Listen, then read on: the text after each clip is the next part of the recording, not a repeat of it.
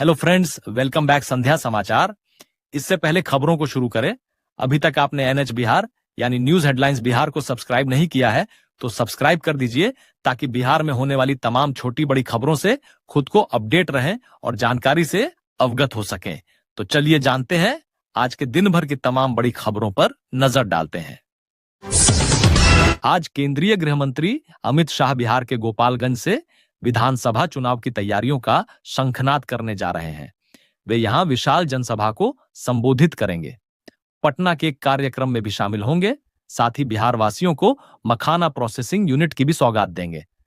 पढ़े पूरी खबर। केंद्रीय गृह मंत्री अमित शाह आज यानी रविवार को सुबह 10 बजे राजधानी पटना के बापू सभागार में सहकारिता विभाग के कार्यक्रम में हिस्सा लेंगे। यहां वे 4 विभागों की 823 करोड़ की परियोजनाओं का शिलान्यास और उद्घाटन करेंगे। इस दौरान वे 100 सहकारी समितियों को माइक्रो एटीएम भी बांटेंगे। साथ ही करीब 7,000 सहकारी समिति के सदस्यों को संबोधित भी करेंगे। इसके बाद पटना के बापू सभागार से ही केंद्रीय गृह मंत्री अमित शाह मिथिला के महत्वाकांक्षी प्रोजेक्ट मखाना प्रोसेसिंग सेंटर का ऑनलाइन उद्घाटन करेंगे। इसके बाद गृह मंत्री सीधे गोपालगंज पहुंचेंगे, जहां वे सदर प्रखंड स्थित न्यू पुलिस लाइन में सभा को संबोधित करेंगे। गृह मंत्री के कार्यक्रम का शेड्यूल जानकारी के अनुसार सुबह करीब 10 बजे के आसपास गृह मंत्री अमित शाह राजधानी पटना के कार्यक्रम में भाग लेंगे। इसके बाद दोपहर 12:55 पर वे हेलीकॉप्टर से गोपालगंज पहुंचेंगे। 1:05 पर वे न्यू पुलिस लाइन मैदान पहुंचेंगे। 1:10 से 2:10 तक वे जनसभा को संबोधित करेंगे। उसके बाद 2:10 से 2:40 के बीच वे दोपहर का भोजन करेंगे। फिर 2:50 पर गृह मंत्री वापस हेलीकॉप्टर से राजधानी पटना के लिए रवाना हो जाएंगे। 3:30 पर वे पटना पहुंचेंगे। गोपालगंज की सभा में करीब 1 लाख लोगों के पहुंचने की संभावना है। अमित शाह बिहार दौरे पर हैं। आज दूसरे दिन वह पहले पटना में बैठक करेंगे, उसके बाद गोपालगंज में रैली को संबोधित करेंगे। बिहार विधानसभा चुनाव को लेकर बीजेपी एक्टिव मोड में आ चुकी है। केंद्रीय गृह मंत्री अमित शाह ने चुनाव की कमान संभाल ली है। वह 2 दिवसीय बिहार दौरे पर हैं। शनिवार को उन्होंने पटना स्थित पार्टी दफ्तर में नेताओं के साथ बैठक की और रणनीति पर रायशुमारी की। उन्होंने प्रदेश पदाधिकारियों को टास्क भी दिए हैं। ये तो हर किसी को पता चल गया है कि कांग्रेस ने अपना गियर चेंज कर लिया है। बिहार के लिए डीसीसी रणनीति समझिए। कांग्रेस पार्टी ने चुनाव के दौरान टिकट बांटने की प्रक्रिया को लेकर नई रणनीति बनाई है, जिससे इस प्रक्रिया में पावर का विकेंद्रीकरण हो। टिकट वितरण में डीसीसी को भूमिका बढ़ेगी। जिला स्तर पर पार्टी को मजबूत किया जाएगा। क्या है राहुल गांधी का जिला अध्यक्षों को सियासी ताकत देने का प्लान? क्या इस बदलाव से बिहार में कांग्रेस की स्थिति बदलेगी? दरअसल बिहार विधानसभा का चुनाव इसी साल होना है। विधानसभा चुनाव से पहले बिहार में कांग्रेस अपने संगठन को मजबूत करने में जुट गई है। यही कारण है कि पार्टी संगठन को मजबूत करने के लिए जिला कमेटी के गठन में जुट गई है। जिला कमेटी की अनुशंसा के बाद ही विधानसभा चुनाव में उम्मीदवारों को टिकट दिया जाएगा। आरजेडी सांसद सुधाकर सिंह अपने बयान से हमेशा सुर्खियों में बने रहते हैं। इस बार उन्होंने सीएम नीतीश कुमार को लेकर बड़ा बयान दिया है। रोहतास। मुख्यमंत्री नीतीश कुमार पूरी तरह से बीमार हो चुके हैं। उनका मानसिक संतुलन खो चुका है। अब वो बिहार की सत्ता संभालने योग्य नहीं रहे। उन्हें रिटायर कर देना चाहिए। ऐसा हम नहीं, दावत-ए-इफ्तार में शिरकत करने पहुंचे बक्सर के आरजेडी सांसद सुधाकर सिंह का कहना है। उन्होंने सीएम नीतीश कुमार पर जमकर हमला बोला है। नीतीश कुमार पर सुधाकर सिंह का हमला। सुधाकर सिंह ने सीएम नीतीश कुमार के स्वास्थ्य को लेकर गंभीर टिप्पणी की है।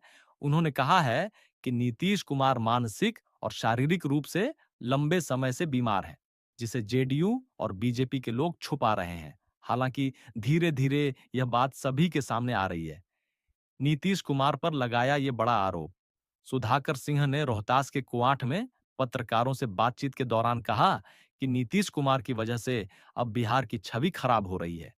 13 करोड़ लोगों वाले इस राज्य का नेतृत्व एक बीमार व्यक्ति कर रहा है।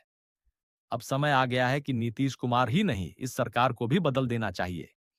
एकनाथ शिंदे पर भी कसा तंज। सुधाकर सिंह ने महाराष्ट्र के पूर्व सीएम एकनाथ शिंदे पर भी तंज कसा है। उन्होंने नीतीश कुमार की तुलना करते हुए कहा कि आगामी विधानसभा के चुनाव में नीतीश कुमार का हाल महाराष्ट्र के एकनाथ शिंदे वाला हो जाए, इससे पहले ही सरकार को अपना मुख्यमंत्री बदल लेना चाहिए। नीतीश कुमार मानसिक और शारीरिक रूप से लंबे समय से बीमार हैं। नीतीश कुमार अब मानसिक एवं शारीरिक रूप से बिहार के 13 करोड़ लोगों का नेतृत्व करने के लिए सक्षम नहीं है। सुधाकर सिंह, आरजेडी सांसद, बक्सर। पीएम मोदी ने सोशल मीडिया प्लेटफॉर्म एक्स पर अपनी शुभकामनाएं साझा की। चैत्र शुक्ल प्रतिपदा के आगमन के साथ ही भारत में नव संवत्सर, हिंदू नव वर्ष की शुरुआत हो चुकी है। यह दिन न केवल नए साल का प्रतीक है, बल्कि शक्ति और भक्ति के 9 दिनों के पर्व नवरात्रि का भी शुभारंभ है। रविवार को देश भर में उत्साह और श्रद्धा का माहौल रहा और इस पावन अवसर पर प्रधानमंत्री नरेंद्र मोदी ने देशवासियों को हार्दिक शुभकामनाएं दी। पीएम मोदी ने सोशल मीडिया प्लेटफॉर्म एक्स, पूर्व में ट्विटर पर अपनी शुभकामनाएं साझा करते हुए कहा, समस्त देशवासियों को नव संवत्सर की ढेरों शुभकामनाएं। यह पावन पुनीत अवसर आप सभी के जीवन में नया उत्साह लेकर आए, जो विकसित भारत के संकल्प में भी नई ऊर्जा भरे। उन्होंने नव संवत्सर को विकसित भारत के संकल्प को ऊर्जा देने वाला बताया। इसके अतिरिक्त पीएम मोदी ने नवरात्रि की शुभकामनाएं देते हुए लिखा, देशवासियों को नवरात्रि की बहुत बहुत शुभकामनाएं। शक्ति साधना का यह पावन पर्व हर किसी के जीवन को साहस, संयम और सामर्थ्य से परिपूर्ण करे। जय माता दी। नवरात्रि को शक्ति और साधना का पर्व बताते हुए उन्होंने कामना की कि यह सभी के जीवन में साहस, संयम और सामर्थ्य का संचार करे। नवरात्रि के महत्व को रेखांकित करते हुए पीएम मोदी ने प्रसिद्ध शास्त्रीय गायक पंडित जसराज द्वारा देवी को समर्पित एक मधुर भजन भी साझा किया। उन्होंने कैप्शन में लिखा, नवरात्रि की शुरुआत मां भगवती के उपासकों में भक्ति का एक नया उत्साह जगाती है। मां भगवती की आराधना को समर्पित पंडित जसराज का यह भजन सभी को मंत्रमुग्ध कर देगा। यह दर्शाता है कि नवरात्रि न केवल धार्मिक महत्व रखता है, बल्कि कला और संस्कृति के प्रति भी लोगों को जोड़ता है। सिर्फ इतना ही नहीं, पीएम मोदी ने गुद्दी पद्भवा और उगादि जैसे महत्वपूर्ण त्योहारों पर भी सभी को हार्दिक शुभकामनाएं दी, जो देश के विभिन्न हिस्सों में इसी समय मनाए जाते हैं। नवरात्रि का धार्मिक महत्व। नवरात्रि हिंदू धर्म का एक महत्वपूर्ण पर्व है, जो मां दुर्गा और उनके 9 रूपों की आराधना को समर्पित है। यह त्योहार साल में 4 बार आता है, जिनमें चैत्र नवरात्रि और शारदीय नवरात्रि सबसे अधिक लोकप्रिय है। चैत्र नवरात्रि का विशेष महत्व है, क्योंकि यह नए साल की शुरुआत का प्रतीक है। मुस्लिम संगठनों की नाराजगी के बीच 715 उर्दू अनुवादकों को नीतीश कुमार ने नियुक्ति पत्र दिया। उर्दू अनुवादकों को लेकर बड़ी घोषणा भी की। पटना, मुस्लिम संगठनों की नाराजगी के बीच मुख्यमंत्री नीतीश कुमार ने 715 सहायक उर्दू अनुवादकों को नियुक्ति पत्र वितरित किया है। मुख्यमंत्री सचिवालय संवाद में विशेष रूप से कार्यक्रम का आयोजन किया गया, जिसमें 50 सहायक उर्दू अनुवादकों को नियुक्ति पत्र दिया गया। शेष सभी सहायक उर्दू अनुवादकों को जिलों में नियुक्ति पद प्रदान किया गया है। नीतीश कुमार ने की बड़ी घोषणा। मुस्लिम संगठनों की ओर से वक्फ बिल को लेकर नीतीश कुमार की इफ्तार पार्टी का बायकॉट किया गया और पटना में धरना भी दिया गया। ऐसे में नीतीश कुमार सहायक उर्दू अनुवादकों को नियुक्ति पत्र देकर चुनावी साल में एक बड़ा मैसेज देने की कोशिश कर रहे हैं। मुख्यमंत्री ने सहायक उर्दू अनुवादक पद की संख्या दोगुना करने की भी घोषणा की। 715 सहायक उर्दू अनुवादकों को मिला नियुक्ति पत्र। सीएम ने इस मौके पर कहा, उर्दू अनुवादक उर्दू निदेशालय के अंतर्गत कार्य करते हैं, जो मंत्रिमंडल सचिवालय विभाग के अधीन आता है। ये जिला अनुमंडल और प्रखंड स्तर के कार्यालय में उर्दू लिखने, पढ़ने और उर्दू भाषा के प्रचार प्रसार का कार्य करते हैं। मुख्यमंत्री ने कहा कि 2005 से पहले सहायक उर्दू अनुवादकों के मंत्र 449 पद होते थे, जो जरूरत के हिसाब से काफी कम थे। साल 2018 में 1204 ने पद स्वीकृत किए गए और सहायक उर्दू अनुवादकों की संख्या को बढ़ाकर 1653 कर दिया गया। इसी के तहत आज 715 सहायक उर्दू अनुवादकों को नियुक्ति पत्र दिया गया है। 2005 के मुकाबले 7 गुना अधिक होंगे सहायक उर्दू अनुवादक। मुख्यमंत्री ने कहा कि अब उन्होंने तय किया है कि सहायक उर्दू अनुवादकों के पदों को बढ़ाकर दोगुना कर दिया जाए। इससे सहायक उर्दू अनुवादकों की संख्या बढ़कर 3306 हो जाएगी। 2005 से पहले की संख्या के 7 गुना अधिक हो जाएगा। मुख्यमंत्री ने अपने हाथों से मोहतरमा शना, मोहम्मद फिरोज आलम, मोहतरमा फातिमा नूरी, अनु कुमारी, मोहम्मद मासूम आलम, मोहतरमा गुलशन फिरदौस को सांकेतिक नियुक्ति पत्र दिया। कार्यक्रम में उप मुख्यमंत्री विजय कुमार सिन्हा सहित सभी वरीय अधिकारी मौजूद थे। मुस्लिम वोटरों पर नजर। चुनावी साल में मुस्लिम वोटरों पर सबकी नजर है। 17% मुस्लिम वोटरों को लुभाने के लिए पिछले दिनों मुस्लिम संगठनों की ओर से जो धरना दिया गया, उसमें राजद और कई दलों के वरीय नेता शामिल हुए थे, लेकिन जदयू ने दूरी बना रखी थी। जदयू नेताओं का साफ कहना था कि मुसलमानों के लिए सबसे ज्यादा नीतीश कुमार ने काम किया है, वहीं सभी सिर्फ मुस्लिमों के वोट पर नजर बनाए हुए हैं। बड़ी संख्या में होगी बहाली। अब 715 सहायक उर्दू अनुवादक को नियुक्ति पत्र देकर नीतीश कुमार ने बड़ी चाल चली है, क्योंकि अधिकांश इसमें से मुस्लिम है। इनकी बहाली लंबे समय से चल रही थी, अब जाकर प्रक्रिया पूरी हो गई है और नियुक्ति पत्र भी सभी चयनित उम्मीदवार को दे दिया गया है। साथ ही आने वाले समय में बड़ी संख्या में बहाली की भी घोषणा कर दी गई है। एक तरह से साफ है कि मुस्लिम बेरोजगारों को एक मैसेज देने की कोशिश की गई है। पटना पासपोर्ट कार्यालय के अनुसार पिछले एक साल में सबसे अधिक आवेदन सीवान और गोपालगंज से आए हैं। बिहार में पासपोर्ट बनवाने की ललक तेजी से लोगों में बढ़ रही है। अब यहां सालाना औसतन 3.5 से 4 लाख पासपोर्ट बनने लगे हैं। बिहार में पासपोर्ट बनवाने वाले लोगों की संख्या में 2020 की तुलना में 2024 यानी 5 वर्षों में बढ़कर 2 गुनी से अधिक हो गई। 2020 में 1,71,000 लोगों को पासपोर्ट जारी किए गए थे। वहीं 2024 में यह संख्या बढ़कर 3,86,000 से अधिक हो गई। हालांकि 2019 और 2020 में कोविड-19 की वजह से भी पासपोर्ट बनवाने वालों की संख्या में कमी दर्ज की गई थी, लेकिन इसके पहले के वर्षों से भी तुलना करें तो भी हाल के वर्षों में इसे बनवाने वालों की संख्या में 1 लाख से अधिक की बढ़ोतरी हुई है। 2018 में 2,57,000 से अधिक लोगों ने पासपोर्ट बनवाए, जबकि 2024 में यह संख्या बढ़कर 3 लाख हो गई, 86,000 से अधिक हो गई। वाल्मीकि नगर को छोड़ सभी जगह खुले केंद्र बिहार के 40 लोकसभा क्षेत्रों में से 39 में पासपोर्ट सेवा केंद्र खोल दिए गए हैं। इससे तकरीबन सभी जिलों के मुख्यालय कवर हो गए हैं। अब सिर्फ एक लोकसभा क्षेत्र वाल्मीकि नगर बगहा में पासपोर्ट सेवा केंद्र खुलना बचा हुआ है। यहां भी इसे जल्दी ही खोलने को लेकर कवायद शुरू कर दी गई है। पटना और दरभंगा में पासपोर्ट सेवा केंद्र पीएसके है, जबकि अन्य स्थानों पर पोस्ट ऑफिस पासपोर्ट सेवा केंद्र पीओपीएसके खोले गए हैं। ये केंद्र संबंधित जिला या इसके मुख्यालयों में मौजूद पोस्ट ऑफिस में खोले गए हैं। पटना के गर्दनीबाग में 1.5 एकड़ जमीन पासपोर्ट के क्षेत्रीय कार्यालय खोलने के लिए उपलब्ध कराई गई है। इसके डिजाइन को जल्दी ही अंतिम रूप देकर इसके निर्माण की प्रक्रिया शुरू कर दी जाएगी। इन शहरों के लोग बनवा रहे सबसे अधिक पासपोर्ट पटना स्थित क्षेत्रीय पासपोर्ट कार्यालय के स्तर से लोगों को जिला या लोकसभा क्षेत्रवार खोले गए पासपोर्ट सेवा केंद्रों के बारे में विस्तृत जानकारी दी जा रही है, ताकि संबंधित क्षेत्र के लोग अपने यहां से ही इसके लिए आवेदन कर सकें। उन्हें पटना या दरभंगा आने की आवश्यकता महसूस नहीं हो। बिहार में आधा दर्जन से अधिक जिले ऐसे हैं जहां पासपोर्ट बनवाने वालों की संख्या अधिक है। इनमें सीवान, गोपालगंज, पटना, पूर्णिया, दरभंगा, किशनगंज समेत अन्य जिले शामिल हैं। जिन जिलों में पासपोर्ट बनवाने के आवेदन अधिक आते हैं, वहां इनका निपटारा जल्द कराने के लिए पटना स्थित क्षेत्रीय पासपोर्ट कार्यालय की तरफ से मोबाइल वैन कैंप भी लगाए जाते हैं।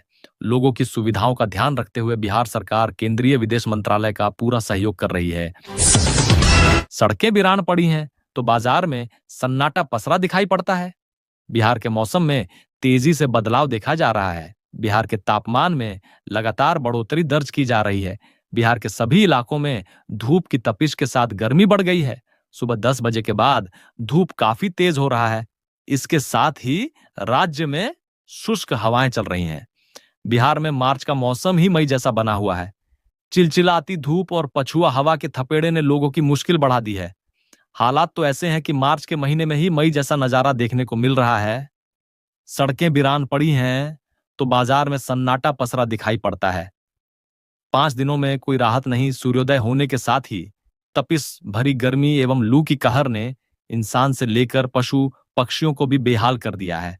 लोग इस गर्मी में त्राहिमाम कर रहे हैं। अगर कोई जरूरी काम से घर से बाहर निकलता भी है तो वह चिलचिलाती धूप से बचने के लिए जद्दोजहद करता दिखाई पड़ता है। मौसम विभाग भी फिलहाल राहत की खबर नहीं दे रहा है। पटना मौसम विज्ञान केंद्र का कहना है कि अगले 5 दिनों में कोई राहत नहीं मिलने वाली है। मौसम विभाग की माने तो इस साल गर्मी अपना पुराना रिकॉर्ड तोड़ सकती है। अगर बात कल यानी शनिवार की हो तो रोहतास के डेहरी में सबसे अधिक 39.2 डिग्री सेल्सियस तापमान दर्ज किया गया। बिहार के कई जिलों में तापमान 37 से 38 डिग्री से अधिक है। बाजार में पसरा सन्नाटा। रमजान और रामनवमी के इस पवित्र महीने में भी बाजारों में सन्नाटा पसरा हुआ दिखाई पड़ रहा है। जूस और फलों की दुकानों को छोड़कर अधिकांश दुकानें 11 बजे के बाद बंद हो जा रहे हैं। गर्मी से राहत पाने के लिए लोग बाजार में जद्दोजहद करते दिखाई पड़ जाते हैं। मतलब साफ है कि लोग तप रहे हैं। भगवान इंद्र फिलहाल कृपा करने वाले नहीं हैं। ऐसे में लोगों को अभी गर्मी से दो चार होना पड़ेगा। उन्हें गर्मी से राहत नहीं मिलेगी। बारिश होने के लेकर किसी तरह का कोई अलर्ट जारी नहीं किया गया है। पटना मेट्रो स्टेशन का निर्माण कार्य युद्ध स्तर पर चल रहा है। 15 अगस्त से पटना में मेट्रो के परिचालन का लक्ष्य रखा गया है। इसको लेकर समीक्षा बैठक की गई है। पटना के इस मेट्रो स्टेशन का निर्माण कार्य 2 अप्रैल से शुरू करने का निर्देश दिया गया है। पढ़े पूरी खबर। पटना के डीएम डॉक्टर चंद्रशेखर सिंह ने शनिवार को प्रोजेक्ट मॉनिटरिंग ग्रुप की बैठक की। इस बैठक में 30 से अधिक विकास परियोजनाओं की समीक्षा की गई। इस बैठक में डीएम ने विकास कार्यों में आ रहे तमाम बाधाओं को दूर किया। उन्होंने निर्माण एजेंसी के प्रतिनिधियों को कार्यों में एसओपी के अनुसार सभी मापदंडों का अनुपालन करने और पदाधिकारियों को समन्वय स्थापित कर परियोजनाओं के काम में तेजी लाने का निर्देश दिया। एसडीओ और एसडीपीओ को इसकी मॉनिटरिंग करने का निर्देश दिया गया है। वहीं इस मीटिंग में पथ निर्माण के एग्जीक्यूटिव इंजीनियर एब्सेंट थे, जिस पर उनके खिलाफ कार्रवाई करते हुए इंजीनियर की सैलरी रोक दी गई है। साथ ही उनसे शो कॉज मांगा गया है। मेट्रो स्टेशन निर्माण को लेकर अपडेट। डीएम ने आगे मेट्रो परियोजना का अपडेट देते हुए कहा कि खेमनीचक मेट्रो स्टेशन पर 2 अप्रैल से काम शुरू होगा। इसके लिए अधिकारियों को 0 माइल पर ट्रैफिक डायवर्जन के लिए ट्रैफिक प्लान के साथ प्रस्ताव उपलब्ध कराने का निर्देश दिया गया है। बिहटा एयरपोर्ट अथॉरिटी के अधिकारियों को बैठक में शामिल होने का निर्देश। दानापुर बिहटा एलिवेटेड कॉरिडोर निर्माण में बड़ी खगौल में आईओसीएल के पेट्रोल पंप को शिफ्ट करने के लिए पेट्रोल पंप के मालिक को 4 दिन के अंदर नोटिस देने को कहा गया है। महादेव फुलारी में मार्ग रेखन में पड़ने वाली संरचना को शीघ्र हटाने और बकास्त भूमि के शेष रकबा के रैयतीकरण के काम को 10 दिनों के अंदर निबटारा करने का निर्देश दिया। बिहटा में एनडीआरएफ, ईएसआई अस्पताल, एसआईबी और पावर ग्रिड के बाउंड्री का मूल्यांकन का कार्य भवन निर्माण विभाग के अभियंताओं से समन्वय करने के लिए कहा गया। मीटिंग में बिहटा एयरपोर्ट को दानापुर बिहटा एलिवेटेड कॉरिडोर से जोड़ने के लिए रोटरी का निर्माण शुरू करने की बात कही। प्रोजेक्ट मॉनिटरिंग की अगली बैठक रविवार 30 मार्च से चैत्र नवरात्रि का शुभारंभ। कालका जी और छतरपुर मंदिर में लगी श्रद्धालुओं की लंबी कतारें, माता का सुंदर तरीके से किया गया श्रृंगार। आज से चैत्र नवरात्रि का शुभारंभ हो गया है। 6 अप्रैल तक देवी के 9 रूपों की पूजा अर्चना की जाएगी। नवरात्रि के पहले दिन विशेष रूप से माता शैलपुत्री की पूजा की जाती है।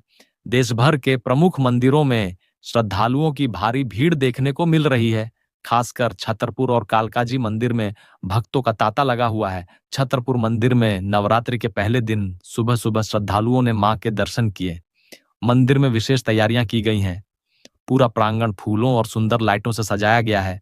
माता का श्रृंगार भी बहुत सुंदर तरीके से किया गया है। श्रद्धालुओं का कहना है कि वे पिछले कई वर्षों से इस मंदिर में दर्शन करने आ रहे हैं और यहाँ की पूजा से उनकी सारी मनोकामनाएं पूरी होती हैं। मंदिर में दर्शन के लिए श्रद्धालुओं की लंबी लाइनें लगी हुई थीं और सुबह की पहली आरती में शामिल होने के लिए भक्तों की संख्या में लगातार इजाफा हो रहा था। मंदिर प्रबंधन ने श्रद्धालुओं के लिए विशेष इंतजाम किए हैं ताकि वे बिना किसी परेशानी के पूजा अर्चना कर सकें। मां दुर्गा इस बार हाथी पर सवार होकर आ रही है क्योंकि नवरात्र की शुरुआत इस बार रविवार से हो रही है। ज्योतिषियों की माने तो हाथी पर सवार होकर मां दुर्गा का आना बहुत ही शुभ माना जाता है। कालकाजी मंदिर में भी श्रद्धालुओं की भारी भीड़। दिल्ली के कालकाजी मंदिर में भी नवरात्रि के पहले दिन श्रद्धालुओं का तांता लगा है। यहां भी सुबह से ही माता के दर्शन के लिए लंबी लंबी लाइनें लगी हुई थीं। हर साल नवरात्रि के दौरान यहां लाखों श्रद्धालु माता के दर्शन के लिए पहुंचते हैं। इस मंदिर में दर्शन के लिए श्रद्धालु दूर दूर से आते हैं और हर साल यहाँ की भीड़ और श्रद्धा बेहद अद्भुत होता है। रविवार सुबह से ही कालकाजी मंदिर में श्रद्धालुओं का आना शुरू हो गया। मंदिर में दर्शन के लिए कई किलोमीटर लंबी लाइन लग गई। लाइन में लगे लोगों ने जमकर भगवान के जयकारे लगाए। नवरात्रि के इस पवित्र अवसर पर श्रद्धालु मां दुर्गा से सुख, समृद्धि और शांति की कामना कर रहे हैं। चैत्र मास की प्रतिपदा तिथि पर चैत्र नवरात्र के रखे जाते हैं व्रत। हर वर्ष चैत्र मास की प्रतिपदा तिथि पर चैत्र नवरात्र के व्रत रखे जाते हैं। इन 9 दिनों के दौरान मां दुर्गा के 9 स्वरूपों की पूजा अर्चना की जाती है और भक्तगण व्रत का पालन करते हैं। मां दुर्गा की आराधना से नकारात्मक ऊर्जा समाप्त होती है और जीवन में सकारात्मकता का संचार होता है। चैत्र नवरात्र का शुभारंभ 30 मार्च यानी आज से हो रहा है और इन पावन दिनों का समापन 6 अप्रैल रविवार को